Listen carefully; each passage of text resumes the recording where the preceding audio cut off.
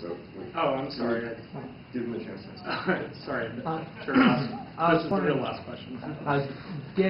Assuming Hamas is willing to negotiate and wants, will accept a two-state solution, what do you think U.S. policy and Israeli policy should be towards Hamas, and how could they be integrated into the peace process?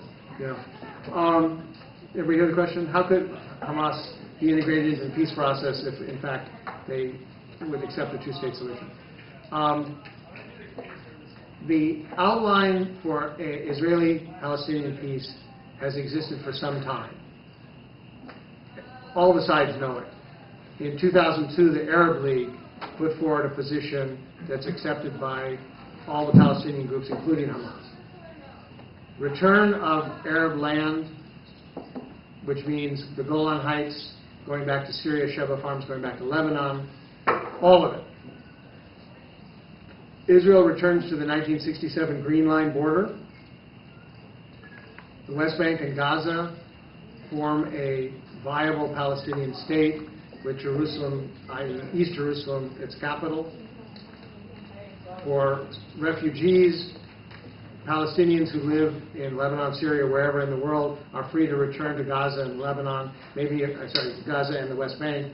A few may symbolically return to Israel, but others could receive compensation, and or they would stay in their whatever country they're living in now with full rights.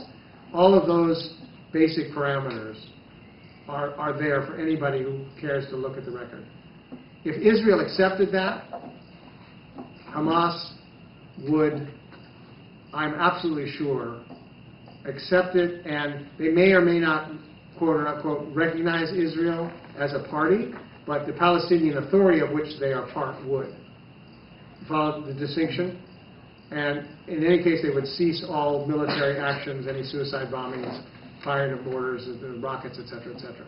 And the basis then could be for Israel to develop normal relations with all of the Arab countries and have normal economic relations, and for Israelis to live securely for the first time since the founding of Israel, and for Palestinians to focus on developing their economy and their new country.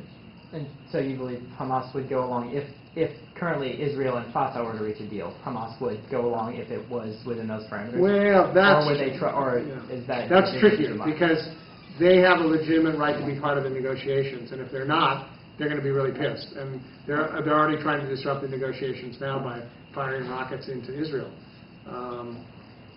So all bets are off if they're not part of the negotiations. And to me, it's entirely reasonable. If you sit down, it would be a very big change for Israel to accept all of those conditions, even though I think it's entirely reasonable. If Israel indicated it was willing to do those, I think Hamas would join the peace talks. Sorry, who is firing the rockets? Who's firing the rockets? Hamas.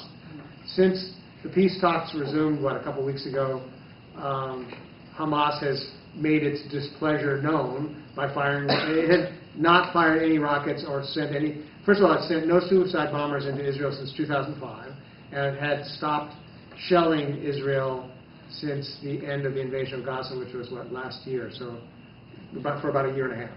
But that resumed just in the last couple of weeks. All right.